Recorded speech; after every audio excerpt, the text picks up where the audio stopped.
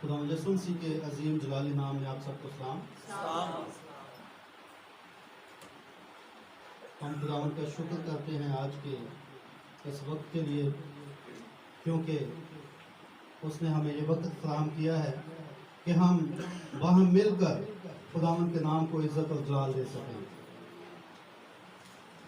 और हमेशा से ही जो शैतान की कोशिश होती है कि हम बाहम जमा ना हों, लेकिन हमने उस पर फतह पानी है।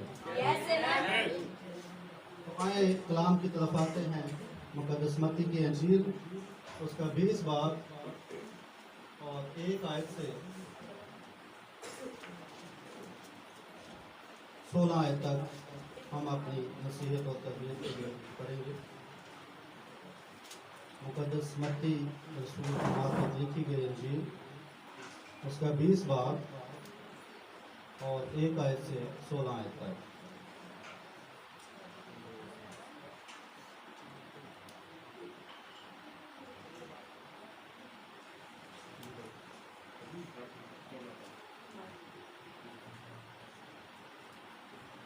क्योंकि आसमान की बादशाही उस घर के मालिक की मानिंद है जो सवेरे निकला ताकि अपने ताकस्तान में मजदूर लगाए, और उसने मजदूरों से 1 दिनार रोज ठहरा कर उन्हें अपने ताकस्तान में भेज दिया।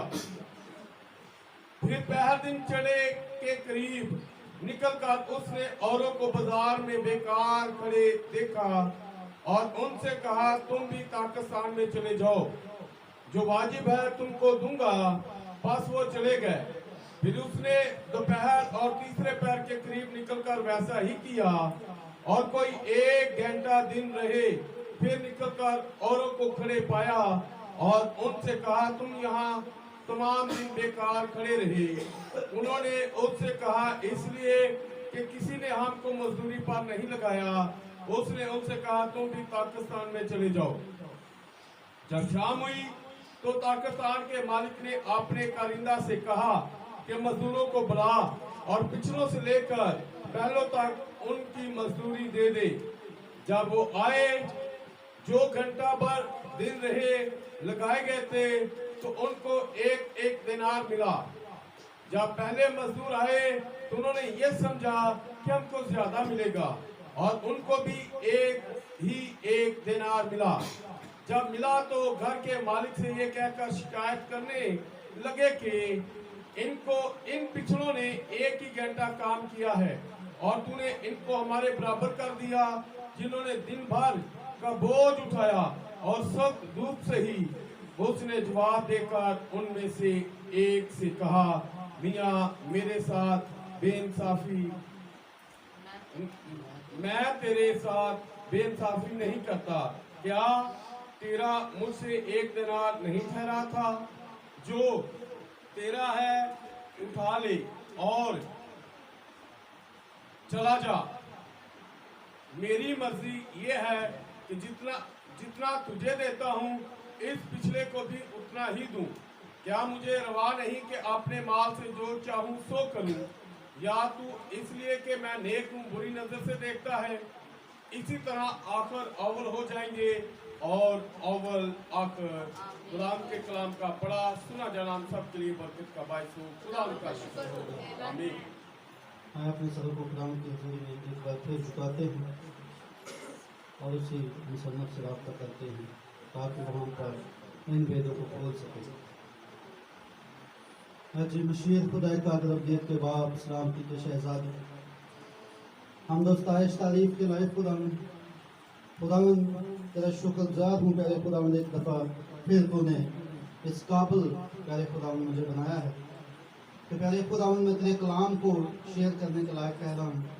पहले खुदावन तेरे रहम को चाहता हूँ, तेरे करम को चाहता हूँ, खुदावन तेरे फजल को चाहता हूँ, और खुदावन तेरे पाक रूह को चाहता हूँ कि वो आए और खुदावन मेरी रहनुमाई करे। पहले खुदावन मेरे मुंह से कोई ऐसे अल्फाज ना निकले खुदावन जो तेरी मर्जी के खिलाफ हो, बल्कि पहले खुदावन तेरा पाक रूह रहनुमाई करे, और पहले खुदावन सब कुछ तेरी मर्जी के मुताबिक हो खुदावन। और खुदावन यहाँ पर तेरा पाक मुकाबल छा जाए। खुदावन शैतान जो कि हमेशा पहले खुदावन तेरी परस्तिश, तेरी इबादत, तेरे कलाम को सुनने से पहले खुदावन रोकता है। पहले खुदावन वो शिकस्त याफ्ता है खुदावन, पहले खुदावन तू उस पर फतह हासिल कर चुका है। इसलिए पहले खुदावन हम जो तुझ पर ईमान रखते हैं, हम जो तेरे पैरोकार हैं खुदावन, हम भी उस पर फतह पा सकते हैं खुदावन। आज पहले खुदावन सारे माहौल को तेरे सुपुर्द करता हूँ। पहले खुदावन सारे इन्वायरमेंट में पहले खुदावन शैतान की जो तासीरें हैं तेरे यीशु नाम से पहले खुदावन जाती रहे, और पहले खुदावन किसी किस्म की पहले खुदावन कोई खलल पैदा ना हो, कोई पहले खुदावन डिस्टर्बेंस ना हो। हर सारे माहौल को पहले खुदावन तो अपने हाथों में ले। पहले खुदावन हाजिर बात में से एक को पहले खुदावन तो बरकत पहले खुदावन, ताकि जब हम तेरा कलाम सुनने वाले हैं तो खुदावन इसे कबूल करने वाले हों और अपनी जिंदगियों में इसे अपनाने वाले हों। खुदावन चाहता हूँ कि तू ये हमारे लिए करे। मांगता हूँ तेरे प्यारे बेटे अपने खुदावन यीशु मसीह के वसीले से तशरीफ रखिए।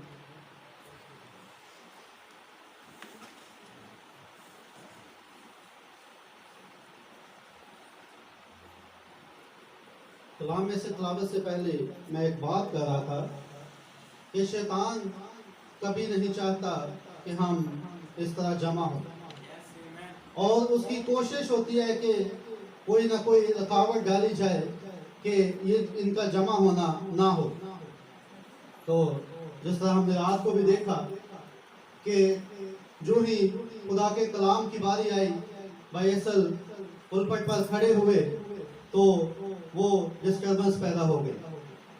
लेकिन जैसे वो बता रहे थे कि इब्राहिम की बात कर रहे थे कि वो एक जंग लड़ा, और जब उसने फतह हासिल की तो तब उस जो मलके सिदक था उसने रोटी और मैं जो है वो उसको दी।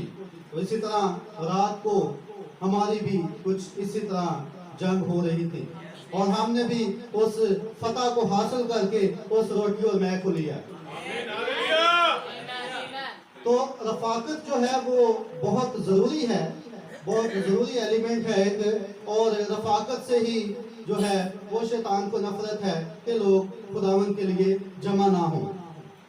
तो हम देखते हैं कि अगर एक जो कोयला होता है वो तब तक जो है वो ब्लैक रहता है, काला रहता है, जब तक कि वो उन दूसरे जो कोयले जल रहे होते हैं उनकी रफाकत में नहीं आ जाता।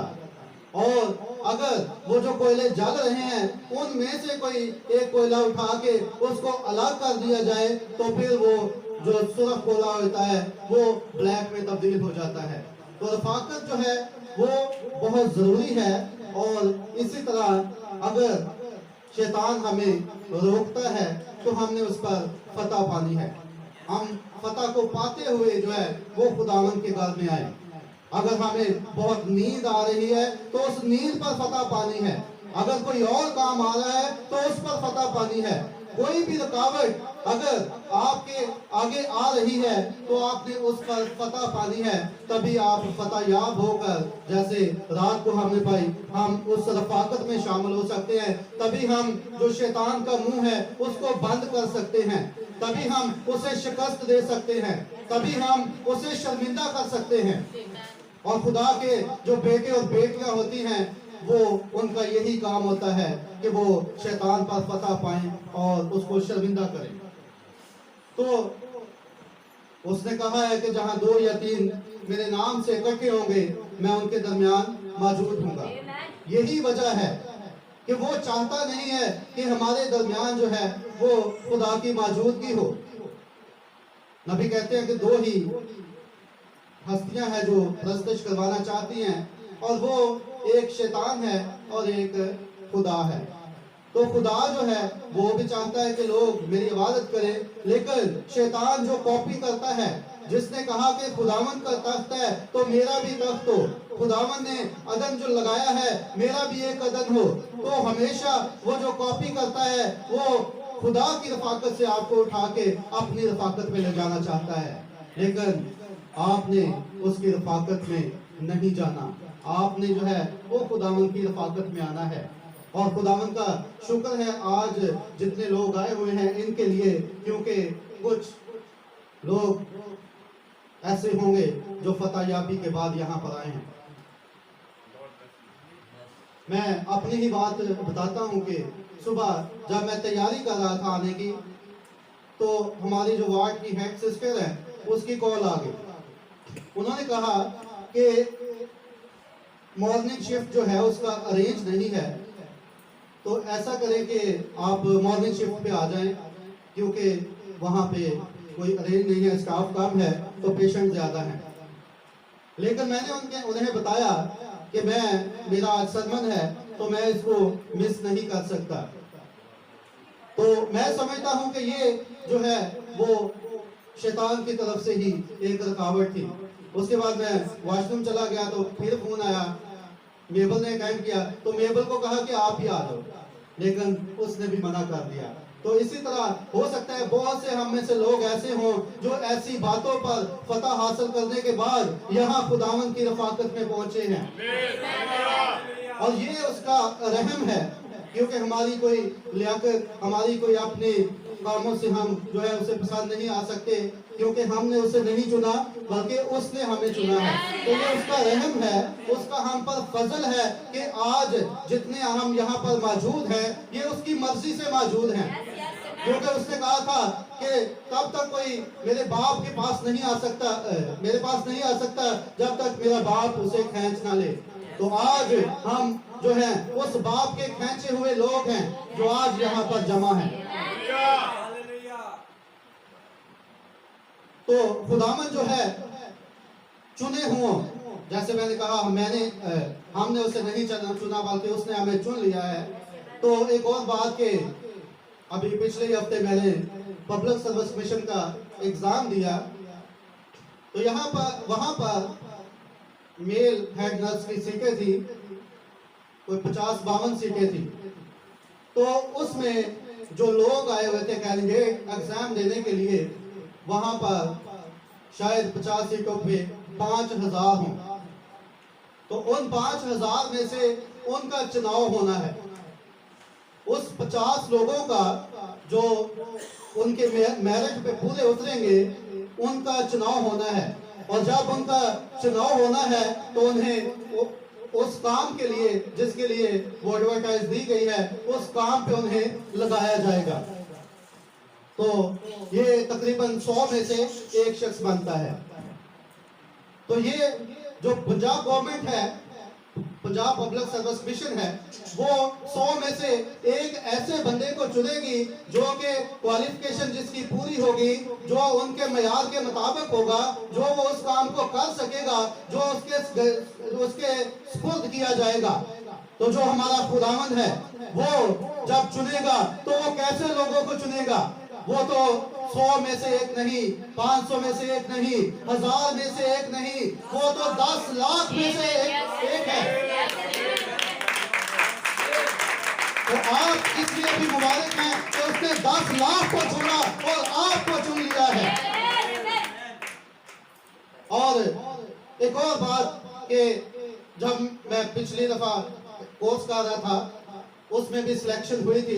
जब सिलेक्शन होने के बाद क्लास में पहुंचे तो वहां पर भी कुछ इस तरह की बात हुई। टीचर ने कहा कि आप कोई आम इंसान नहीं है, आप कोई आम स्टूडेंट नहीं है, क्योंकि कितने लोगों ने अप्लाई किया था, कितने लोग इस लिस्ट में थे, लेकिन आपकी सिलेक्शन हुई है तो आप खास लोग हैं। तो खुदावन जो है वो भी खास लोगों को ही चुनता है, उसको भी कोई कूड़ा क्रिकेट नहीं चाहिए। वो जब चोर की मानद आ रहा है तो वो कोई इस तरह की चीज को लेने के लिए नहीं आ रहा है, वो उस खजाने को लेने के लिए आ रहा है जो उसने पहले से चुन रखा है। और वो जो छुपा हुआ खजाना आप में है उसकी कदर सिर्फ और सिर्फ वो ही जानता है, क्योंकि जो हीरे मोती होते हैं उनकी कदर एक जौहरी को ही होती है, और वो जौहरी जो है वो अपने हीरे मोतियों को लेने के लिए आ रहा है। और आप इस बात पर बिल्कुल तवज्जो ना दें कि लोग क्या कहते हैं। आप किसी ऐसी बातों का पर, दुनियावी बातों का पर तवज्जो ना दे, आप अपने चुनाव पर तवज्जो ना दे, बल्कि आप उसके चुनाव को देखें, क्योंकि खुदावन जो है उसने हमें किसी मकसद के लिए चुना है। जब वो इंतखाब करता है, जैसे मैंने बताया कि पंजाब हुकूमत ने जो इंतखाब करना है तो उसको एक काम के लिए इंतखाब करना है। इसी तरह जब वो हमें चुन रहा है तो फिर ऐसे ही नहीं चुन रहा, इसमें भी उसका एक मकसद है। उसका मकसद है, उसका कोई काम है जिसके लिए वो हमें चुन रहा है। 10 लाख को ऐसे ही नहीं छोड़ा गया और एक को चुना गया, इसीलिए चुना गया ताकि खुदावन उससे अपने काम को ले सके। और आज जो हम तमसील देखते हैं, जो कि एक पाकिस्तान की तमसील है, जिसमें खुदावन जो है वो मजदूरों की बात करता है, मजदूरों के चुनाव की बात करता है, तो इसमें भी एक काम दिया गया है। उनको एक पाकिस्तान में काम करने के लिए दिया गया है। इस तमसील में जो मैं टॉपिक लेना चाहता हूं, आज का अनवान वो है आखिरी घंटे के मजदूर। तो आखिरी घंटे के मजदूर हमें इस तरह, जब हम सारी तमसील को पढ़ते हैं तो हम देखते हैं कि मुख्तलिफ घंटों में वो मजदूरों को इकट्ठा किया गया। तो जो मुख्तलिफ घंटे हैं, जब हम उर्दू की बाइबल पढ़ते हैं तो यहाँ पे पहर का जिक्र है। यहाँ पे लिखा है सुबह सवेरे, फिर पहर दिन चढ़े, और फिर दोपहर और सपहर, और इस तरह लिखा है कि जब कोई 1 घंटा दिन रह गया था। तो अगर हम इसको इंग्लिश बाइबल में पढ़े, घंटों की बात से पहले जो हम पहली आयत पढ़ते हैं, क्योंकि आसमान की बादशाही उस घर के मालिक की मानद है जो सुबह सवेरे निकला ताकि अपने पाकिस्तान में मजदूर लगाए। अब जो आसमान की बादशाही है, ये आसमान की बादशाही जिंदा खुदा की कलीसिया है, और इस कलीसिया में सब तरह के लोग शामिल हैं। और आगे लिखा है कि और उसने मजदूरों से 1 दिनार ठहराकर उन्हें अपने पाकिस्तान में भेज दिया। सबसे पहले लिखा है कि वह सुबह सवेरे निकला ताकि अपने पाकिस्तान में मजदूर लगाए, और उसने मजदूरों से 1 दिनार रोज ठहराकर उन्हें पाकिस्तान में भेज दिया। अब ये सुबह सवेरे का वक्त है, और उसके बाद जो पहर दिन चढ़े का वक्त है, इंग्लिश में ये 3rd आवर है, तीसरा घंटा, और जो दोपहर का जिक्र है ये 6ठा घंटा है, इंग्लिश में 6th आवर है। और इसी तरह जो दोपहर का वक्त है वो 9वां घंटा है। और जो लिखा है यहाँ पे कि 1 घंटा ही दिन रह गया था, उसको इंग्लिश में 11th आवर कहा गया है। इंग्लिश बाइबल में उसको 11वें घंटा जो है उस वो अल्फाज यूज किए गए हैं, 11th आवर। तो इसी से जो है आज का टॉपिक लिया गया है कि 11वें घंटे के मजदूर, जो भी 1 घंटा रह गया था तब जो मजदूर इकट्ठे किए गए। तो यहाँ पे हम देखते हैं कि खुदा की बादशाही क्या है, वो जिंदा खुदा की कलीसिया है। और उसके बाद जिक्र आता है घर के मालिक का। ये घर का मालिक कौन है? क्या कोई बता सकता है ये घर का मालिक कौन है? ये यीशु मसीह है। क्योंकि बहुत सारी और भी तमसीलें हमें मिलती हैं घर के मालिक की, तो उसमें भी वो खुदावन अपने आप को उस घर का मालिक कह रहा है। तो यहाँ पे भी खुदावन का जो पाकिस्तान है, जो यीशु मसीह का पाकिस्तान है, वो वहां पे बात कर रहा है कि घर का मालिक सुबह सवेरे निकला। अब सुबह सवेरे का जो वक्त है, अगर हम इसको देखना चाहते हैं तो ये हमें मत्ती 28 बाब में मिलेगा। आइए निकालते हैं मत्ती 28 बाब।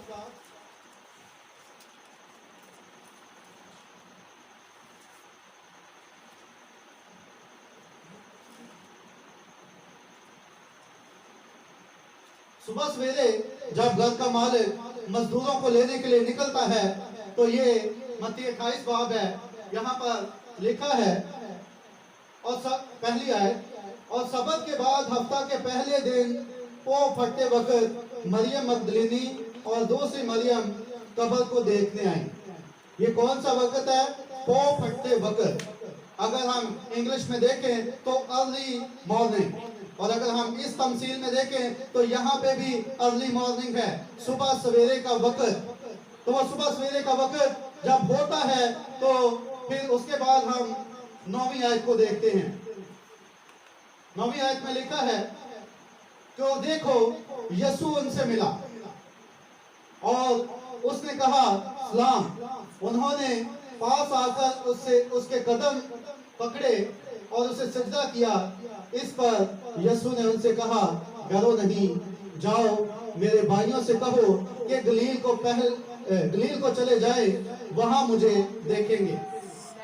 और ये सुबह सवेरे का वक्त है जब वो घर का मालिक निकला है, और कहां से निकला है? वो कब्र से बाहर आया है, और कब्र से जब बाहर आया है सुबह सवेरे का वक्त है, और वो उन औरतों पर जाहिर हुआ है, तो उसने कहा है कि जाके मेरे भाइयों से कहो, शागिर्दों से कहो कि वो गलील को चले जाए, मैं तुम्हें वहां पर मिलूंगा। और जब यीशु वहां पर मिलता है तो क्या होता है? वहां पर उन्हें काम दिया जाता है, वो ग्रेट कमीशन जो है वो उनको दिया जाता है, और वहां पे उनके सुपुर्द वो पाकिस्तान का काम लगाया जाता है, जो सुबह सवेरे निकलकर उस घर के मालिक ने मजदूरों को ढूंढा। और वहां पर उसको कितने मजदूर मिले? वहां पर उसे सुबह सवेरे के वक्त 11 मजदूर मिले, क्योंकि बारवां हम जानते हैं कि वो यहूदा इस्करियोती था और वो खुदकुशी कर चुका था।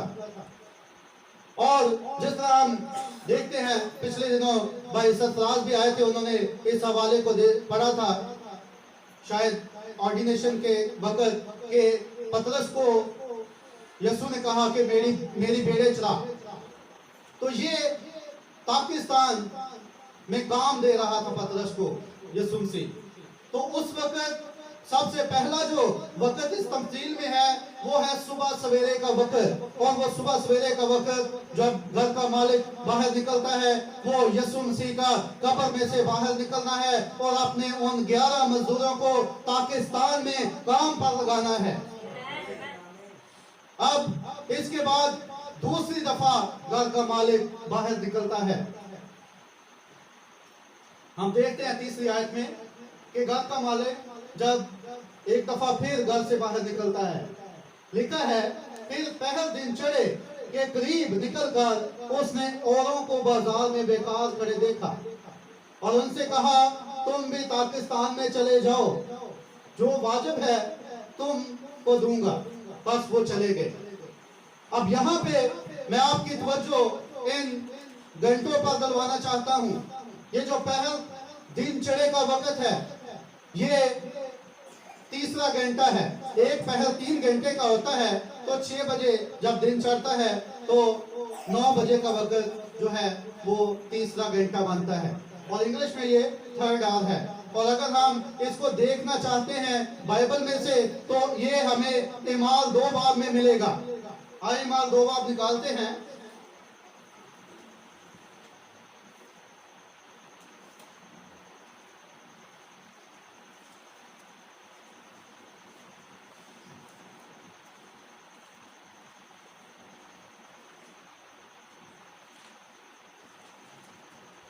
इमाल 2 बाब उसकी 15 है।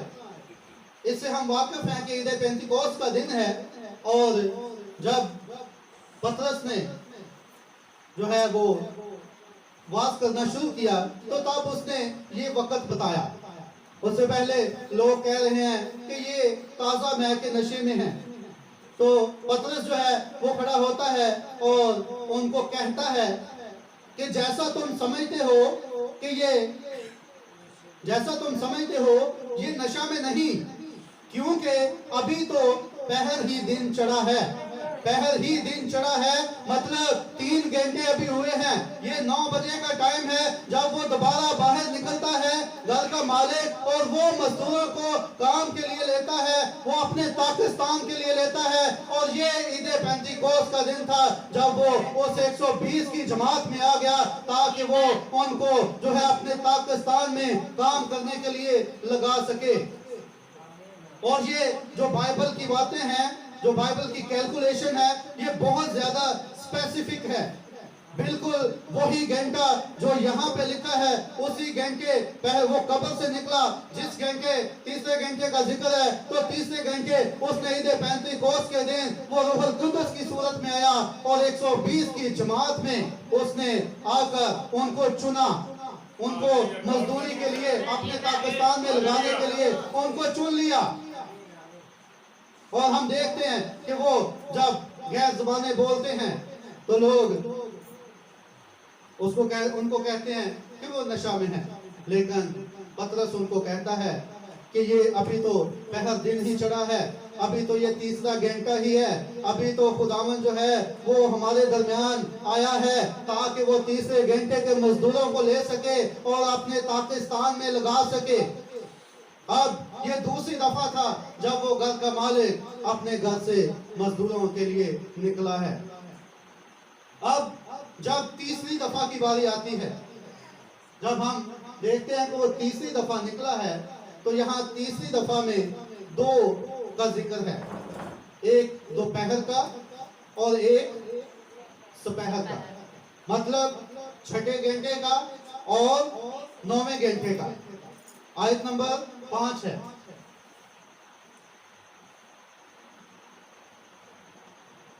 मत्ती 20:5 है। यहां पे लिखा है, फिर उसने दोपहर और तीसरे पहर के करीब निकलकर वैसा ही किया। अब ये जब तीसरा दोपहर और तीसरा पहर है तो इसका मतलब 6ठे घंटे से 9वें घंटे तक ये वो वक्त है। और ये वक्त जो है ये भी हमें बाइबल में ही मिलेगा। मत्ती 27 बाब उसकी 45 आयत में, मत्ती 27 बाब उसकी 45 आयत निकालते हैं।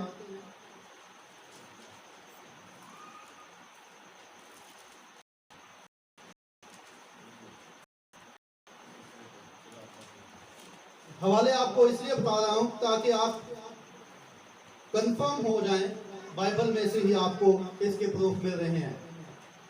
वैसे भी जिक्र हो सकता है कि वहां पे ये जिक्र है, वहां पे ये जिक्र है, लेकिन जब आप खुद इसको पढ़ेंगे तो फिर ज्यादा आपके लिए बेहतर होगा।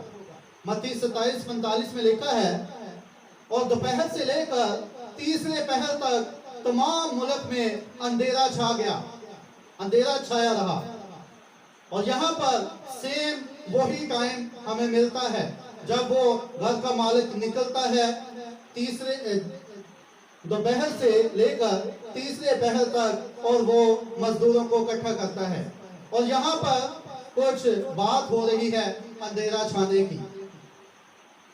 तो अंधेरा छाने से ताल्लुक डार्क एज का है। जो डार्क एज है, जो तारीख जमाना है, ये जो दोपहर से दोपहर तक अंधेरा छाया है, ये हमें तारीख जमाने के बारे में बताया जा रहा है, उस डार्क एज के बारे में बताया जा रहा है जो तकरीबन 1000 साल का वक्त है। और वहां वो क्या कर रहा था? वहां वो यही काम कर रहा था, वो मजदूरों को तलाश कर रहा था। और ये 6ठे घंटे में जब वो मजदूरों को तलाश कर रहा था तो उसे कौन मिला?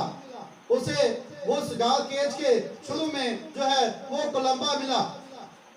और उसके बाद 9वें घंटे की बात है, 9वें घंटे में उसको कौन मिला? उस डार्क एज के एंड पे उसको मार्टिन लूथर मिला, जॉन वेस्ली मिला।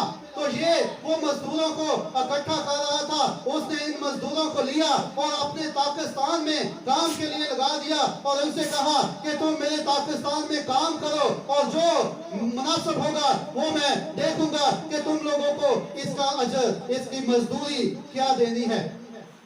तो देखें कितनी परफेक्ट चीजें हैं। बिल्कुल वही घंटे इस तमसील के हमें बाइबल में से मिल रहे हैं और वो मजदूरों को इकट्ठा कर रहा है। और इस के बाद जब चौथी दफा वो निकलता है, चौथी दफा जो है इसकी छठी आयत में है,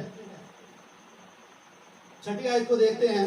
यहाँ पे लिखा है, और कोई 1 घंटा दिन रहे फिर निकलकर औरों को खड़े पाया और उनसे कहा, तुम क्यों यहाँ तमाम दिन बेकार खड़े हो? उन्होंने उससे कहा, इसलिए कि किसी ने हमको मजदूरी पर नहीं लगाया। उसने उनसे कहा कि तुम भी पाकिस्तान में चले जाओ। अब बारी आती है 11वें घंटे की। अगर हम इस जो लिखा है कि 1 घंटा रहता था, इसको हम इंग्लिश में देखें तो लिखा है, and about the 11th hour he went out, कि तकरीबन 11वें घंटे वो फिर निकला। और अब जब वो 11वें घंटे निकलता है, अब ये शाम का वक्त है, और शाम का वक्त जो है अभी दिन जो है ग्रुप होने में 1 घंटा बाकी है, और वो दोबारा निकला है। घर का मालिक मजदूरों को लेने के लिए दोबारा बाहर आया है। और भाई ब्रैनम ने इसके बारे में क्या कहा? उसने कहा कि जब पहली जंगे अजीम खत्म हुई, पहली जंगे अजीम जब खत्म होती है, आई थिंक 1914 में ये शुरू हुई और 1918 में इसका खात्मा हुआ। और जब ये जंग खत्म हुई तो वो 1918 का 11वां महीना था और उसका 11वां दिन था और उसका 11वां ही घंटा था।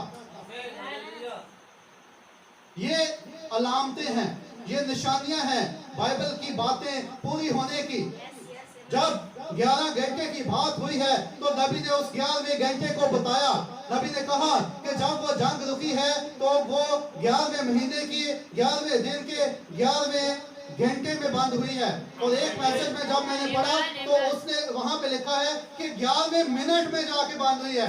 11वें महीने के 11वें महीने के 11वें घंटे के 11वें मिनट में ये जंग बंद हुई। तो यहाँ पे नबी इसको उस 11वें घंटे जो इस तमसील में जिक्र है 11 था, उससे तशबीह देते हैं कि ये 11वां घंटा ये है। और जब ये जंग इसी 11-11-11 में ही क्यों खत्म हुई? अगर हम इसके लिए हवाला देखना चाहते हैं तो ये मुकाशफा 7 बाब वाली बात यहाँ पर पूरी होनी थी, इसलिए इस जंग को रोका गया। हम निकालते हैं मुकाशफा 7 बाब।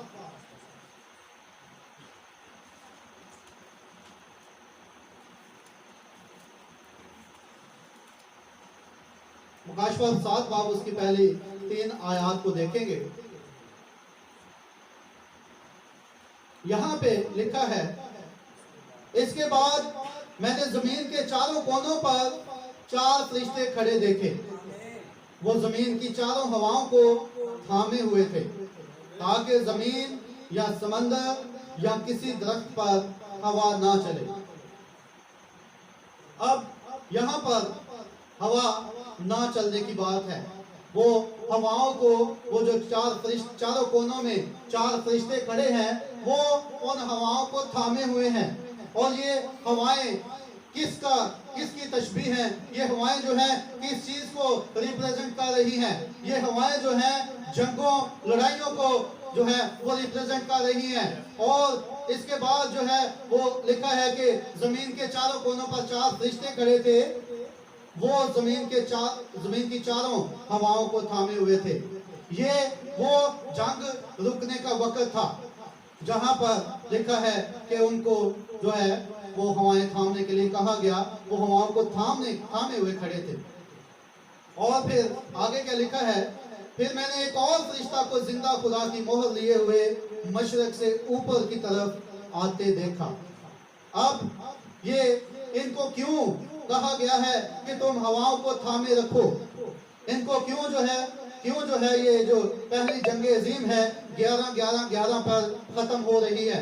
उसकी वजह यह है कि जो यूहन्ना देख रहा है कि मैंने एक और फरिश्ता को जिंदा खुदा की मोहर लिए हुए मशरक से ऊपर आते हुए देखा। उसने उन चारों फरिश्तों से जिन्हें जमीन और समंदर को जरर पहुंचाने का इख्तियार दिया गया था बुलंद आवाज से पुकार कर कहा कि जब तक हम अपने खुदा के बंदों के माथे पर मोहर न कर लें जमीन और समंदर और दरख्तों को जरर ना पहुंचाना। अब देखें ये जंग रोकने का मकसद है। ये 11-11-11 पे 11वें घंटे पे रोकी गई। उसका मकसद ये था कि जो खुदा के बंदे हैं उनके माथे पर मोहर की जाए, जो खुदा के लोग हैं उन्हें चुन लिया जाए। वो जो पाकिस्तान है उसमें मजदूरी करने के लिए मजदूरों को चुन लिया जाए।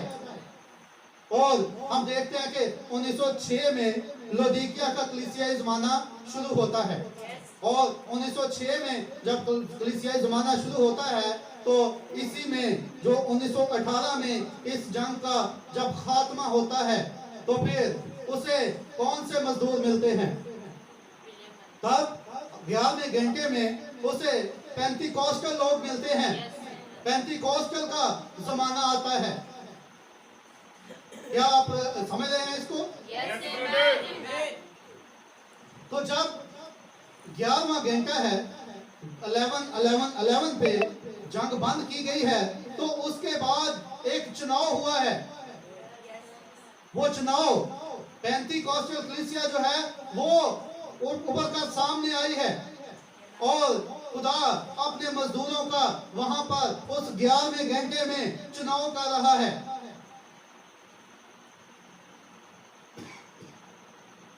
और एक और जो पैगाम है नबी का उसमें इसके बारे में मजीद जो है वो डिटेल बताते हैं और वो कहते हैं भाई ब्रैनम कि ये जंग क्यों 11वें घंटे में रोकी गई।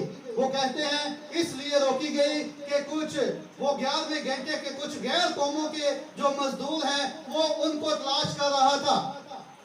और ये आपको जो खुदा की मोहर पैगाम है और एक हैवान की छाप और खुदा की मोहर है, इसमें आपको ये हवाला मिलेगा जब वो कह रहा है कि 11वें घंटे में जंग क्यों रोकी गई, क्योंकि वो 11वें घंटे के कुछ गैर कौमों के मजदूरों को वो मजदूरी के लिए अपने पाकिस्तान में काम करने के लिए वो तलाश कर रहा था। और हम देखते हैं कि जंग के बाद ही जब पेंटिकॉस्टल कलीसिया आती है तो वहां पे रूहुल कुद्दस की बात आती है। उसी वक्त जो है उनको रूहुल कुद्दस क्यों दिया गया और उन्होंने क्यों इसे हासिल किया? क्योंकि वो जो खुदावंद है, जो घर का मालिक है, वो अपने उस पाकिस्तान के काम को पूरा करना चाहता था। जो कमीशन उसने दिया था वो उसको पूरा करना चाहता था ताकि वो हम देखते हैं कि वो और मजदूरों को ले आता है और मजदूरों को ले आता है ताकि उसके पाकिस्तान का काम जो है वो जो कमीशन जो है वो जो हुक्म जो है जो हमें मत्ती 28 बाब में मिलता है वो अपने शागिर्दों को वो कमीशन देता है। वो फिर आगे 120 की जमात को देता है, फिर 7 कलीसियाई ज़मानों में वो कमीशन देता है और वो अपने पाकिस्तान के काम को पूरा करता हुआ इस 11वें घंटे में पहुंच गया है, जो कि ये हमने देखा कि जंग खत्म हुई है 11वें घंटे और उसने पेंटिकॉस्टल को जो है इस काम के लिए चुना। और जब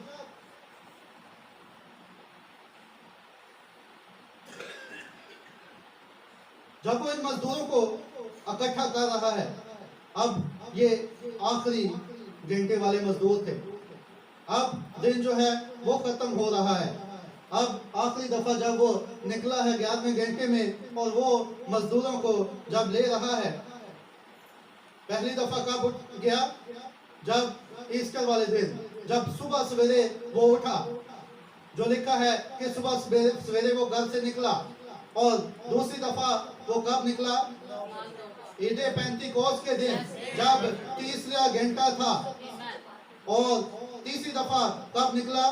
जब छठे से लेकर 9वें घंटे अंधेरा छा गया था, यानी डार्क एज थी, वो तारीख जमाना था, उसमें वो मजदूरों को ढूंढ रहा था। और फिर उसके बाद 11वें घंटे में वो निकला ताकि उन मजदूरों को इकट्ठा कर सके। अब भाई ब्रैनम जो है एक और मैसेज के अंदर बात करते हैं।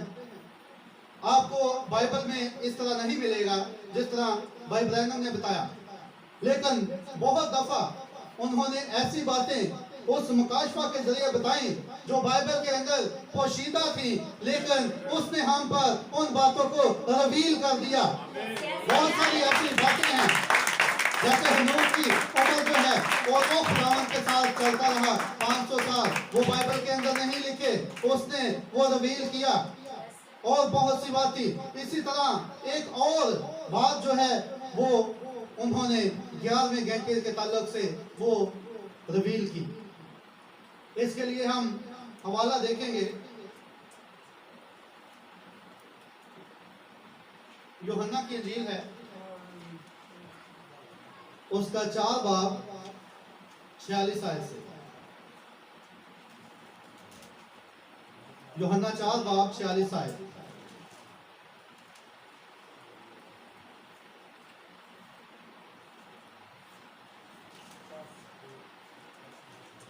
यूहन्ना 4:46 यहाँ पे लिखा है, फिर वो काना गलील में आया जहां उसने पानी को मैं बनाया था, और बादशाह का एक मुलाजिम था जिसका बेटा कफरनहूम में बीमार था। अब यहाँ पे वो काना गलील में आया है और यहाँ पर वो पहले भी आ चुका है जब उसने एक शादी पर पानी को मैं में तब्दील किया था। और जब इस दफा आया है तो वहां पर बादशाह का एक मुलाजिम है और उस मुलाजिम का जो बेटा है वो बीमार है। थोड़ा सा स्किप करते हैं, 49वीं आयत पे जाते हैं। और यहाँ पे लिखा है कि बादशाह के मुलाजिम ने उससे कहा, ऐ खुदावन, मेरे बच्चे के बदले से पहले चल। यीशु ने उससे कहा, जा, तेरा बेटा जीता है। और उस शख्स ने इस बात का यकीन किया जो यीशु ने उससे कही थी और चला जा।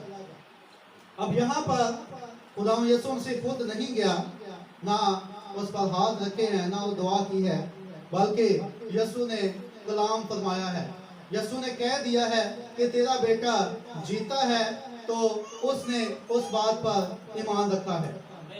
और जब उसने ईमान रखा है तो 51 आयत है, वो रास्ता ही में था, उसके नौकर उसे मिले और कहने लगे, तेरा बेटा जीता है।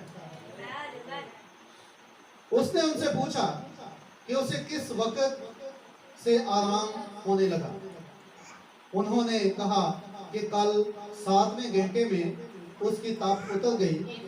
बस बाप जान गया कि वही वक्त था जब यीशु ने उससे कहा, तेरा बेटा जीता है, और वो खुद और उसका सारा खानदान ईमान लाया।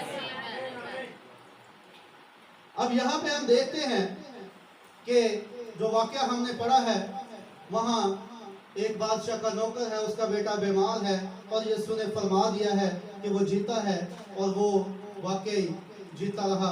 और जब उसने नौकरों से दरियाफ्त किया कि कब से वो ठीक हुआ, तो उन्होंने कहा कि उसी घंटे से। और वो कौन सा घंटा है? 7वें घंटे से। लेकिन ये जो 7वां घंटा है, ये क्या है जिसमें बुखार चला गया? 7वां घंटा अगर हम देखें, जिस तरह हम देख रहे हैं कि 6 बजे से 9 बजे तक 3 घंटे, फिर 12 बजे तक 3 घंटे, और 1 बजे का टाइम बनता है जो 7वां घंटा है।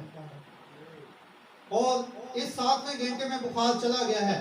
ये 7वां घंटा जो है वो किसकी तस्वीर है? ये 7वें कलीसियाई जमाना की तस्वीर है जिसमें बुखार चला गया। और जब आप इसी चीज को भाई ब्रैनम के पैगामों में पढ़ेंगे, इसी वाकया को भाई ब्रैनम के पैगाम में पढ़ेंगे, तो आपको बड़ी इस बात से हैरानगी होगी कि नबी ने क्या कहा है। नबी ने इस 7वें घंटे को 11वां घंटा कहा है। और ये आपको जो द एंड टाइम साइन सीड है 62 का मैसेज है, उसका कोड नंबर 84 है। और एक कामिल इंसान का कदो कामत, उसमें भी कोड नंबर 114 में यही बात की गई है। उसमें उन्होंने इस 7वें घंटे को 11वां घंटा कहा। और हो सकता है कि कोई भाई ब्रैनम को कहता कि भाई ब्रैनम वहां 7वां घंटा लिखा है, आप अपनी बाइबल को ध्यान से नहीं पढ़ते, आप देखें तो सही बाइबल में क्या लिखा है और आप क्या कह रहे हैं। लेकिन मेरे भाई और बहनों, वो जो नबी था उसने आपसे कहीं ज्यादा एहतियात से इस बाइबल को पढ़ा है। उसने वो मुकाशफत खोल दिए जो इस बाइबल के अंदर छुपे हुए थे। वो उस 7वें घंटे को ऐसे ही 11वां घंटा नहीं कह रहा। वो 7वें कलीसियाई जमाने के लिहाज से कि जब 7वां कलीसियाई जमाना होगा तो तब ये 11वां घंटा आएगा। जैसे पहली जब जंग अज़ीम रुकी तो तब वो 11वां घंटा 11 पे खत्म हुआ।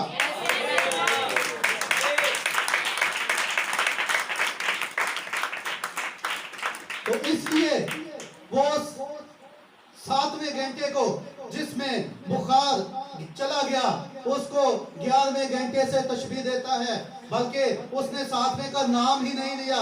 मैंने जब पढ़ा तो वहां 11वां घंटा ही लिखा था कि उस बच्चे की जो बुखार है, उसकी जो तप है, वो 11वें घंटे उतर गई। और ये बुखार क्या था?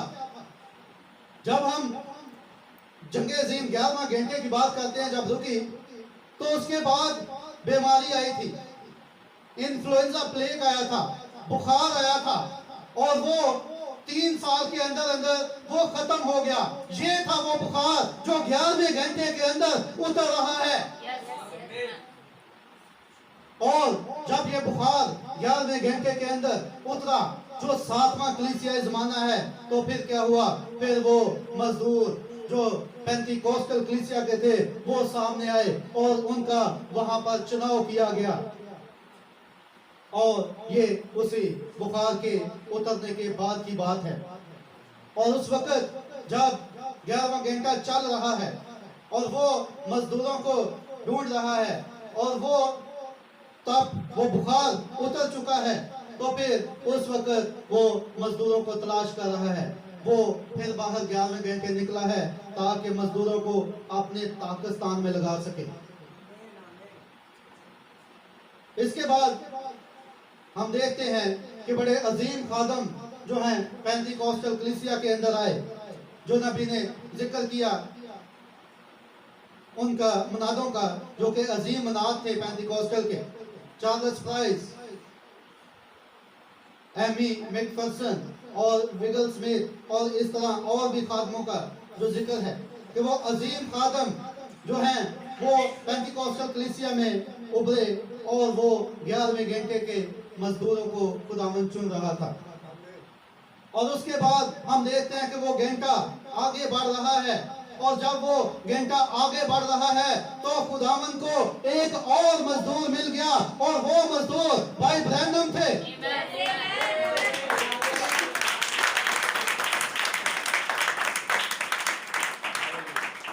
और उसने उस मजदूर को ले लिया ताकि वो जो खुदावंद का पाकिस्तान है उसमें उस मजदूर को लगा सके, ताकि वो उसके लिए काम कर सके। और जब ये 11वां घंटा चल रहा है और ये शाम का वक्त है, तो उस वक्त वो शाम का पैगंबर रुनुमा हो जाता है। उस वक्त वो शाम के वक्त की रोशनी जो है वो हमें दिखाई देती है। वो मजदूर जो है वो खुदावंद को मिलता है जो विलियम मैरियन ब्रैनम है। और इसी तरह 11वें घंटे के चलते और भी मजदूर जो थे वो खुदावंद को मिले। ओरल रॉबर्ट्स मिला, बिली ग्राम मिला, ए एलन मिला, इसी तरह भाई विलियम ब्रैनम भी मिले, और इसी तरह वो मजदूरों को इकट्ठा कर रहा था। और ये सारे नाम जो हैं वो इकट्ठे किसी मकसद के लिए लिए जा रहे हैं कि खुदावंद को ये सारे मजदूर मिल गए। और हर कोई जो है वो खुदावन के ताकस्तान में काम करना शुरू हो गया। सिर्फ भाई ब्रैनम नहीं बल्कि हम देखते हैं कि शुरू से जो उसने पहले सुबह सवेरे से इकट्ठा करने शुरू किए हैं मजदूर, और फिर अगले घंटों में भी वो इकट्ठे कर रहा है, वो सबको अपने ताकस्तान में भेज रहा है ताकि वो ताकस्तान में जाकर उसका काम करें, और वो चाहता है कि उसका काम पूरा हो जाए। इसलिए वो इस 11वें घंटे में भी निकला है ताकि वो कुछ मजदूरों को, कुछ आखिरी मजदूरों को जो है वो इकट्ठा करे। और भाई ब्रैनम के बाद उनके बाद कुछ और आखिरी मजदूर जो इस नबी के साथ मिलकर जो है वो काम कर रहे हैं, उसके ताकस्तान के लिए काम कर रहे हैं। और उसके बाद जो अभी तक खादम आ रहे हैं, ये भी मजदूर हैं जो कि भाई ब्रैनम के साथ मिलकर उसके पाकिस्तान में काम कर रहे हैं। और उनका चुनाव जब हो रहा है तो उनको कैसे चुना गया? छठी आयत को दोबारा पढ़ते हैं, वहां पे लिखा है कि उनको कैसे चुना गया।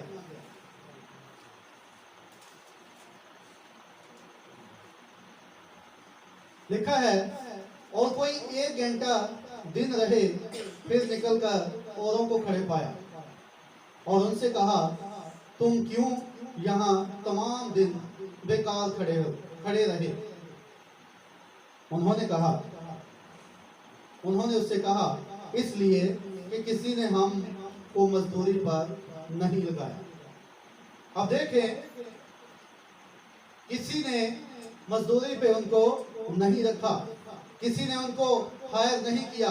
इसका मतलब है कि ये जो आखिरी घंटे के मजदूर हैं, ये किसी सिस्टम के साथ नहीं जुड़े हुए, ये किसी भी दूसरी पुलिसों के साथ नहीं जुड़े हुए, ये किसी भी तंजीमों के साथ, मिशनों के साथ नहीं जुड़े हुए, क्योंकि वो उनको किसी ने नहीं रखा है। उनको किसी मेथोडिस्ट ने हायर नहीं किया है, उनको किसी बैप्टिस्ट ने हायर नहीं किया है, उनको किसी पेंटिकॉस्टल ने हायर नहीं किया है, उनको किसी कैथोलिक ने हायर नहीं किया है, किसी साल्वेशन आर्मी ने हायर नहीं किया है। और हायर क्यों नहीं किया है? क्या उनको काम नहीं आता? क्या कहना है आपका? क्या उनको काम नहीं आता इसलिए उनको नहीं उन्होंने चुना? हरगिज नहीं, उनको काम आता है, लेकिन वो किसी और मकसद के लिए चुने हुए हैं। उन लोगों को इनकी कदर नहीं है, उनकी महारत पर जो है उनको शक है, वो इनको बेवकूफ समझते हैं। लेकिन जैसे मैंने बताया कि जो हीरे मोती होते हैं तो उसकी कदर जोहरी को होती है, वो उनकी असल हकीकत को, उनकी कीमत को, उनकी महारत को पहचानता है। तो फिर वो जो उस वक्त वहां पर खड़े हुए थे 11वें घंटे में, तो वो मालिक, घर का मालिक बाहर आ गया ताकि उनको ले और उनको लेकर अपने पाकिस्तान में लगाए। और उसने ऐसा किया, वो निकला और उसने कहा कि तुम बेकार क्यों खड़े हो, मेरे पाकिस्तान में जाओ, वहां काम करो। और हम देखते हैं कि जब वो कहता है कि 1 घंटा रह गया है तो तुम जाओ काम करो, तो मैं इस आखिरी घंटे में तुम्हें काम पे ले रहा हूँ, लेकिन उनसे उजरत की बात या मजदूरी की बात नहीं की जाती। और इन मजदूरों में कुछ खास बात है जिसकी पहचान सिर्फ उसी को हुई। वो कोई हाई एजुकेशन जो है कि उनको हाई एजुकेशन सोसाइटी जो है वो उनको काम पर लगा ले, वो ऐसे नहीं थे। उन्होंने उसको नहीं लिया, वो उन्हें बेवकूफ समझते थे। यहाँ तक कि हो सकता है कि उनके खानदान वाले भी कहते हों कि अपने उस भाई को देखो, अपनी उस बहन को देखो, फलां को देखो, फलां को देखो, तुम तो हो ही निकम्मे। लेकिन जो खुदावंद है, जो उनकी महारत को जानता है, जो उनके काम करने के तरीके को जानता है, जिसे उसने बनाए आलम से पेश कर ही चुन लिया है, वो जब जानता है तो वो उनके लिए के लिए आ जाता है उस 11वें घंटे में, जबकि शाम का वक्त है, और वो उस छुपी हुई महारत को जानता है। वो जानता है कि ये बेवकूफ नहीं है और ये बहुत खास लोग हैं और ये किसी और के साथ जुड़ ही नहीं सकते।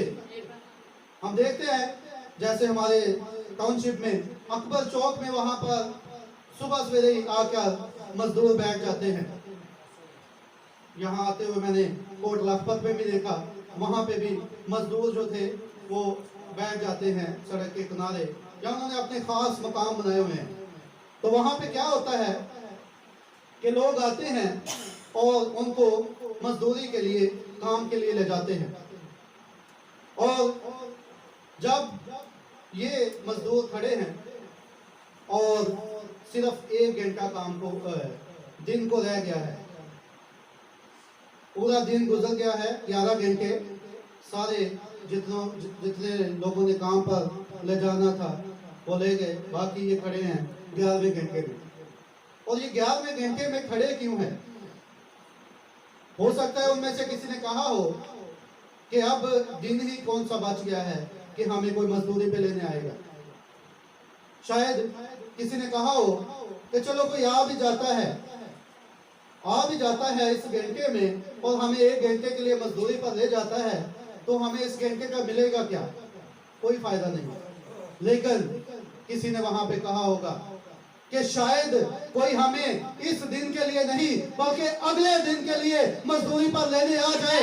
शायद कोई अभी आ जाए कि उसको कल के लिए किसी मजदूर की जरूरत हो, तो वो वहां पर आ जाए और हमें कहे कि तुम कल जो है आज भी 1 घंटा काम कर लो और कल के दिन भी तुमने काम करना है। तो इसलिए वो 11वें घंटे में वहां पर खड़े हैं। 11वें घंटे में जिसमें उम्मीद बिल्कुल ही खत्म हो जाती है, वहां पर जो है उनके लिए एक उम्मीद आती है। और थोड़ा सा इसको मैं रिपीट करता चलूंगा कि पहला घंटा, पहला जो क्या था, सुबह सवेरे ईस्टर की सुबह थी। तीसरा घंटा क्या था? पेंतीकोस्त का दिन था और पहला कलीसियाई जमाना था। और फिर 6 से 9वें घंटे वो तारीख जमाना था, और फिर 11वां घंटा जो कि लौदीकिया का कलीसियाई जमाना था, जिसमें जो मजदूर थे पेंतीकोस्टल, उनसे शुरू हुआ। अब उसने 11वें घंटे के मजदूरों को कहा है कि तुम भी जाओ, फिक्र ना करो, जाकर काम करो, मैं देखूंगा कि तुम्हें क्या देना है। वो आखिरी घंटे के मजदूर भी चुन लिए गए। अब जो मजदूर होते हैं उनके पास औजार होते हैं, जो भी कोई काम करता है उससे रिलेटेड कुछ इंस्ट्रूमेंट होते हैं। अगर कोई मिस्त्री है तो उसके पास वो सीमेंट वाली कांटी होगी, गरमाला होगा, चक्की होगी, इस तरह की चीजें। अगर टेलर है तो उसके पास मशीन होगी, कैंची होगी, वो स्केल होगा जिससे मेजरमेंट करनी है। अगर कोई और है, हर एक के पास वो इंस्ट्रूमेंट होते हैं। इसी तरह जब हम उन चौकों में खड़े हुए मजदूरों को देखते हैं तो उनके पास भी जिसके पास पेंट की महारत होती है, उसके पास वो ब्रश होता है, उससे रिलेटेड चीजें होती हैं। तो ये जो मजदूर हैं इनके पास भी वो औजार, वो रूहानी औजार हैं, लेकिन वो अभी तक इस्तेमाल में नहीं आए थे। हमारे पास ये बाइबल थी, हम शुरू से इसको पढ़ते थे, लेकिन अभी तक ये इस्तेमाल में नहीं आई थी। अभी तक हमने इसको गहराई में नहीं जाना था। अभी तक हमने ये नहीं जाना था कि कौन सी आयत का इस्तेमाल कहाँ पे होना है, कौन सी जो वर्ड्स है उसका क्या मतलब है। तो जब उसने इन मजदूरों को लिया, उन्होंने कहा अपने औजार उठाओ, अपने पेन पेंसिल कॉपी उठाओ, अपनी बाइबल उठाओ और काम पर लग जाओ। और फिर वो मजदूर अपने औजारों को उठाते हैं, अपनी बाइबल को लेते हैं और वो काम पर लग जाते हैं। अब जब वो काम पर लग चुके हैं तो वो काम कहाँ पे कर रहे हैं? पाकिस्तान में। अब पाकिस्तान क्या है? अब पाकिस्तान जो है वो उसकी खरीदी हुई दुल्हन है। और उसने कहा कि आओ मैं तुम्हें इस ब्राइड के लिए मिनिस्टर मुकर्रर करता हूँ, इस ब्राइड के लिए तुम्हें चुनता हूँ ताकि तुम इस पर काम करो और इसकी देखभाल करो, इसको संवारो, इसको कलाम से संवारो। और उस पाकिस्तान जो कि उसकी दुल्हन है, उसके लिए वो इन तमाम मजदूरों को बुलाता है। और देखें, बड़ी खास बात है कि वो दुल्हन के लिए अपने मजदूरों को बुलाता है। वो कोई लूत के लोगों के लिए नहीं बुला रहा, वो कोई सदूमियों के लोगों के लिए नहीं बुला रहा, वो किसी और मिशनों के लिए, तंजीमों के लिए नहीं बुला रहा, बल्कि ये दुल्हन के लिए बुला रहा है ताकि उसके पाकिस्तान में काम किया जाए, उसकी दुल्हन को तैयार किया जाए, उसको संभाला जाए, उसके लिए।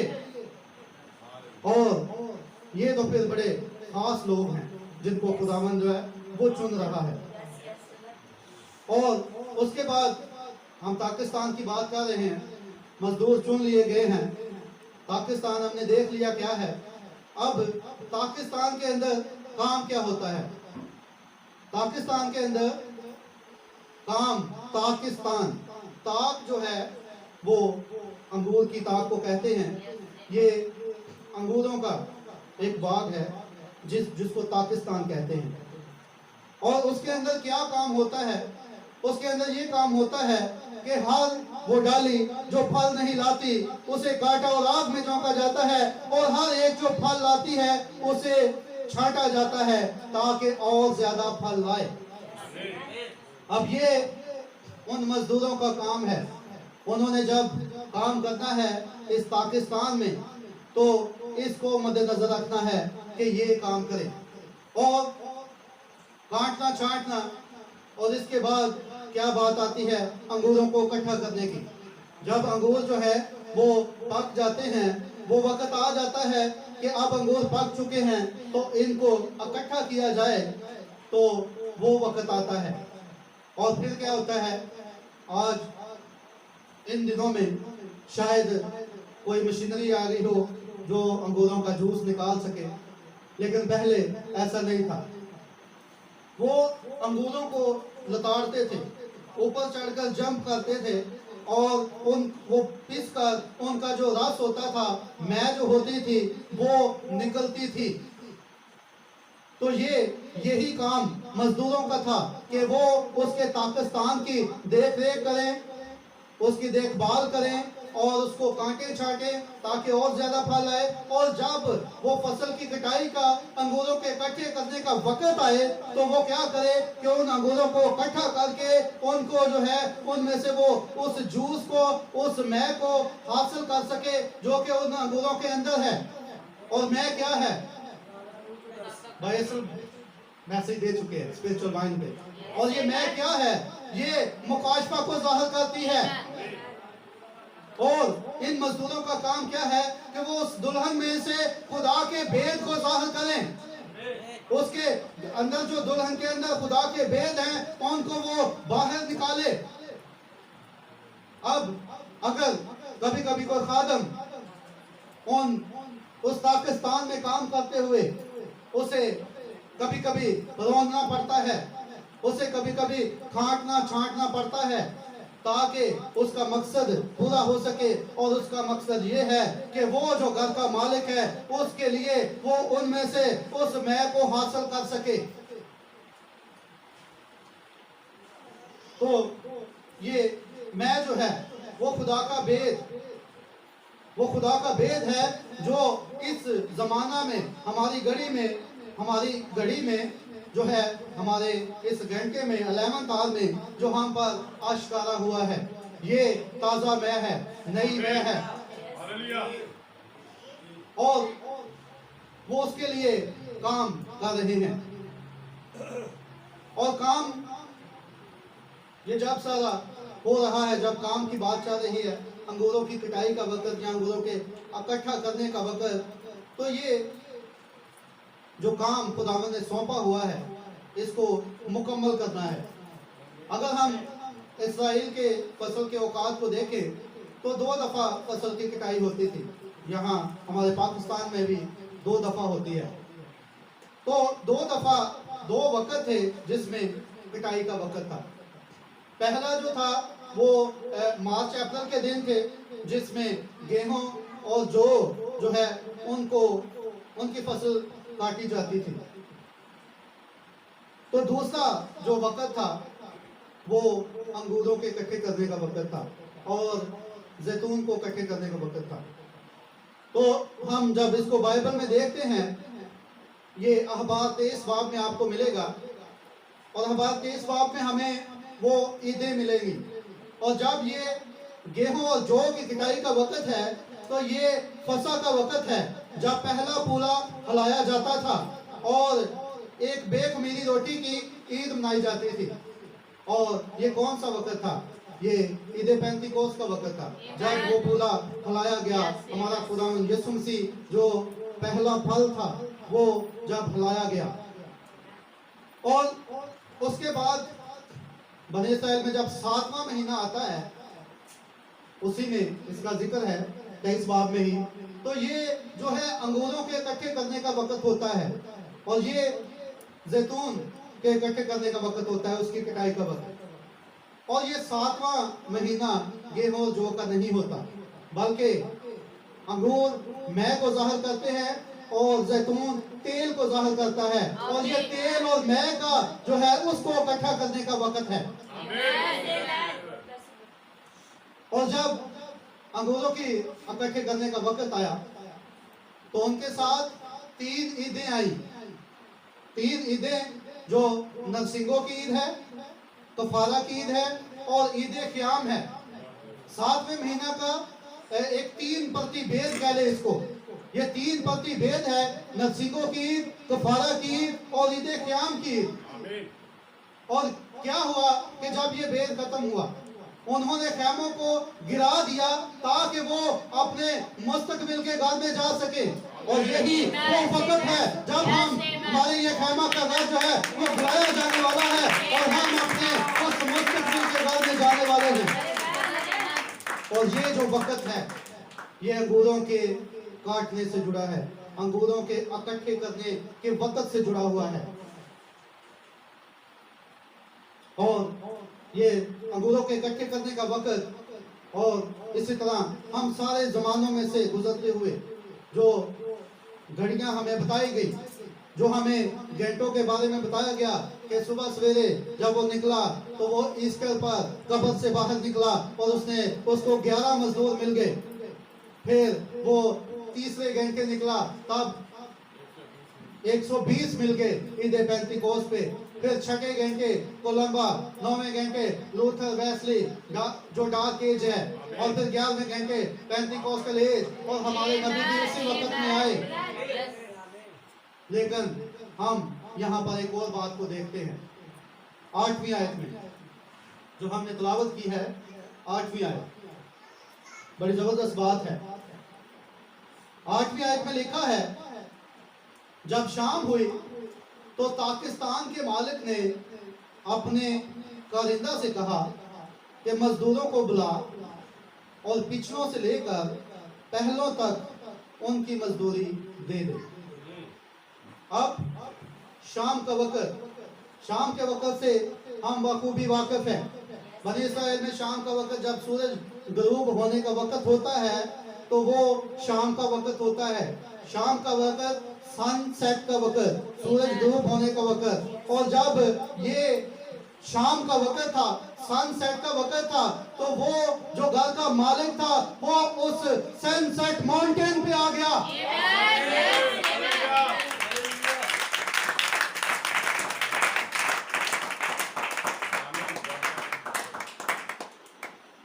और सनसेट माउंटेन, वो सनसेट जो पहाड़ है जहां पर वो बादल की सूरत में आया, ये वाला बादल। तो जब वो वहां पर आया तो वो पाकिस्तान का मालिक अकेला नहीं है। यहाँ पर हमने क्या पढ़ा कि मालिक ने अपने कारिंदा से कहा कि मजदूरों को बुला और पिछलों से लेकर पहलों तक उनकी मजदूरी दे दे। और वो कारिंदा कौन है? कौन है वो कारिंदा? वो विलियम मैरियन ब्रैनम है, जिसको खुदावन कह रहा है कि तू मजदूरों को बुला।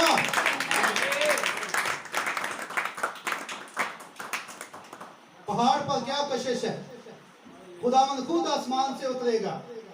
उसने अपने कारिंदा से कहा, उसने अपने कारिंदा को कहां बुलाया? बादल में बुलाया, चोटी के पत्थर में बुलाया, 7 फरिश्तों के झुरमुट में अपने उस कारिंदा को बुलाया। और अगर हम इस कारिंदा को इंग्लिश में देखें तो वर्ड है स्टीवर्ड। स्टीवर्ड वर्ड जो है इसका मतलब होता है मुख्तार। तो ये जो अपने कारिंदा को बुला रहा है, और क्यों बुला रहा है? ताकि जो मजदूर हायर किए गए थे, जिनको मजदूरी पर रखा गया था, उन्हें रिवार्ड देने का वक्त आ चुका है। और जो उनकी मजदूरी है, उनको वो मजदूरी जो उन्होंने सारा दिन काम किया है, तो वो उनको मजदूरी मिलने वाली है। और ये कारिंदा भाई ब्रैनम है, उन्होंने इसे अपने पैगाम में बताया है। ये पैगाम के अंदर बात मौजूद है इस कारिंदा के बारे में। और उन्होंने कहा, मालिक ने, कि मजदूरों को बुलाओ। और ये एक बुलाहट थी, एक पुकार थी, और ये पुकार देना जो था वो मजदूरों को बुलाना था। जब वो कारिंदा आया, उसने वो बुलाहट जो है, जो कहा था मालिक ने कि मजदूरों को बुलाओ, जब उसने बुलाया, उसने वो पुकार, वो सारे मैसेज जो है प्रीच किए, तो वो जो है उस पाकिस्तान के मजदूरों को बुला रहा था। और जो काम कर रहे थे, उनकी उजरत का टाइम आ गया था, उनकी मजदूरी देने का वक्त आ चुका था। और उसने क्या कहा? उसने कहा, पिछलों से लेकर पहलों तक उनको मजदूरी दे दे। पिछलों से लेकर पहलों तक उनको मजदूरी दे दे। अब जिन्होंने घंटा भर ही काम किया था, उनको एक एक दिनार दिया गया। लिखा है कि जब वो आए, जो घंटा भर दिन रहे, लगाए गए थे, तो उनको एक एक दिनार मिला। अब ये जो स्टीवर्ड है, ये जो मुख्तार है, ये जो कारिंदा है, वो बांट रहा है ये मजदूरी। जैसे कहा है कि तू उनको बुला और उनको मजदूरी दे दे। अब ये उनको वो रकम जो है, उनके काम जो किया हुआ, उनके जो रकम है, वो उनके हवाले कर रहा है। और यहाँ पर क्या लिखा है कि एक दिनार जो है उनको दिया जाता है जिन्होंने घंटा भर काम किया है। तो एक दिनार जो करेंसी है, वो हम कहें कि भाई ब्रैनम तो अमेरिका से थे, तो उनके पास दिनार, उनके पास क्या होगा? डॉलर। और डॉलर की जब बात आती है, तो डॉलर में भी एक बड़ी जबरदस्त बात है। डॉलर की तस्वीर कभी किसी ने देखी है? पिछली साइड से शायद ये $1 है। और $1 की एक साइड पे हम देखें तो यहाँ पे पिरामिड है। पिरामिड के ऊपर एक आंख बनी हुई है सबसे ऊपर, और नीचे क्या लिखा है? The great seal. Great seal लिखा है, एक अजीम मोहर। और ये मोहर क्या है? और ये जो ऊपर आंख बनी हुई है, ये क्या है? ये रूहुल कुद्दस है, जो हर एक को देख रहा है। और ये एक अजीम मोहर में छुपा हुआ है। ये वन वर्ल्ड ऑर्डर की जो है वो तस्वीर है। और वो जो है वो मजदूर जो आए हैं, उनको वो एक एक दिनार या एक एक डॉलर या एक एक पैनी कह लें, इंग्लिश में पैनी है, वो बांटा जा रहा है। और हर जमाना के मजदूर वहां पर आए हैं। और जब पिछलों को एक दिनार दिया गया, तो ये जो दिनार है जब खुदावन वो घर का मालिक सनसेट माउंटेन पे उतरा और उसका कारिंदा भी वहां पर था, तो क्या चीज रिवील हुई? वो 7 मोहरों का भेद जो है वो रिवील हुआ। और ये 7 मोहरें जो हैं वही वो डॉलर थे, वही वो जो थे पैनी कह लें या दिनार कह लें, यही थे वो उनकी मजदूरी। और ये जब मजदूरी बांटी जा रही है, अब सबसे पहले उसने कहा कि पिछलों से शुरू करो। और जब हर एक को एक एक दिनार दिया जा रहा है, हर जमाने के लिए एक एक मोहर है, और जब पिछलों से शुरू किया गया है तो ये 7वां जमाना है। और जब 7वें जमाने को जब मोहरों की हम बात करते हैं, एक दिनार देने की बारी आती है तो उसके लिए 7वीं मोहर है, वो 7वीं मोहर के नीचे है, उनको 7वीं मोहर दी गई। और इसी तरह पीछे उससे पिछले को 6वीं, फिर 5वीं, फिर 4थी, फिर 3री, फिर 2री और पहली।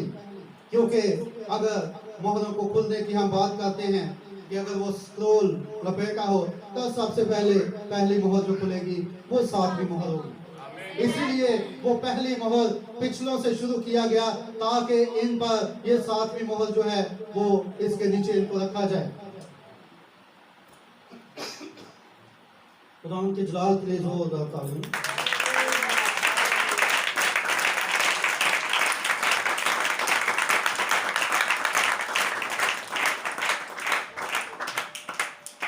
मैं इस तमसील को ख़त्म करना चाहता था क्योंकि मैंने बताया था कि प्रोग्राम काफ़ी लंबा है, इस पूरी तमसील को और भाई अकरम ने कहा था कि 9:30 बजे आपको मैसेज दे दिया जाएगा। तो टाइम 11 बज चुके हैं, तो अब इसको मैं यहाँ पर ख़त्म करने की कोशिश करता हूँ। और जब इसी तरह 11वें घंटे के मजदूर हैं तो उनको 7वीं मोहर मिली है। और खुदावंद की शुक्रगुजारी हो इस बात के लिए। हालेलुया। और जब बादल आया, जब पाकिस्तान का मालिक आया, जब वो मोहरों को बांट रहा था, जिसमें वो मजदूरी थी, वो अजर था, तो उस मोहर में वो अजर था और वो उनको बांट रहा था। एक हवाला पढ़ देते हैं लास्ट पर, जो मैंने बात की उस कारिंदा की, उसके लिए मैसेज है जो कि अनकरीब हमारे लिए प्रिंट होगा। बाइसल को मैंने कहा था कि मुझे बैंक भेज देना, शायद नहीं आया, तो हम इसको इंग्लिश में देखते हैं। मैसेज है recognise your day and it's message. अपने वक़्त को पहचानना, अपने वक़्त और उसके पैगाम को पहचानना। तो इसका कोड नंबर 38 है और यहाँ पर उस कारिंदा की बात हुई है। यहाँ पर भाई ब्रैनम कह रहे हैं, now the 7th angel's message is to open the mystery of seals। अब जो 7वां जो फरिश्ता का पैगाम है वो उस मोहरों के भेद को खोलेगा। कॉलिंग द 11th और जेंटाइल वर्कर्स, और वो 11वें घंटे के मजदूरों को बुलाएगा टू रिसीव द सेम पे that the first hour worker God. वही मजदूरी देने के लिए जो पहले घंटों वालों ने रिसीव की, हासिल की। तो यहाँ पर वो कह रहा है भाई ब्रैनम कि जो 7वां फरिश्ता है, जो 7वें फरिश्ते का पैगाम है, वो 11वें घंटे के जो मजदूर हैं गैर कौम के, जेंटाइल वर्कर्स, गैर कौम के मजदूर हैं, वो उनको बुलाएगा। कॉलिंग द 11th और जेंटाइल वर्कर, और किस लिए बुलाएगा? टू रिसीव द सेम पे that the first hour worker God. और वही मजदूरी जो पहले घंटों वालों को दी गई उसको देने के लिए। तो यहाँ पर ये वही कारिंदा भाई ब्रैनम खुद हैं जो इस बात को हम पर रिवील कर रहे हैं कि जो 11वें घंटे में जब वो मजदूरी 11वें घंटे के बाद मजदूरी देने का वक्त आया जब वो पाकिस्तान का मालिक अपने करिंदा के साथ आया तो तब उनको मजदूरी दी गई। आगे है, नाउ जीसस टॉट इट, अब यीशु इसको सिखाते हैं। He said there was some people went into the harvest. अब कुछ लोग जो हैं वो उस कटाई में गए। They were hired, उन्हें मजदूरी पर लिया गया था। And when they did, और जब उन्होंने किया, of early morning, जो कि सुबह सवेरे के थे, they received a time, a penny for the day. उन्हें एक दिन के लिए 1 दिनार दिया गया। And then at noon time, और अब जब दोपहर का वक्त था, someone else come in, कुछ और आए and went to work, और काम के लिए गए। And then at the 11th hour, that's last hour of the day, और फिर 11वें घंटे के जो कि आखिरी घंटा है, that someone come in, कुछ आए and receive the same kind of pay that they did at the first hour of the day, और उन्होंने उसी मजदूरी को हासिल किया जो कि पहले घंटों वालों ने उसको किया था। तो आज हम इसको यहीं पे ख़त्म करते हैं। अगर वक्त हुआ तो दोबारा इसको कंप्लीट करेंगे कि ये जो मजदूर काम कर रहे थे खुदावंद के पाकिस्तान में, तो वो जो है वो अपनी मजदूरी को हासिल करते हैं। तो खुदावंद आज के कलाम के वसीला से बहुत सारी बरकत हमें अता फरमाए और इस कलाम पर अमल करने की तौफीक अता फरमाए।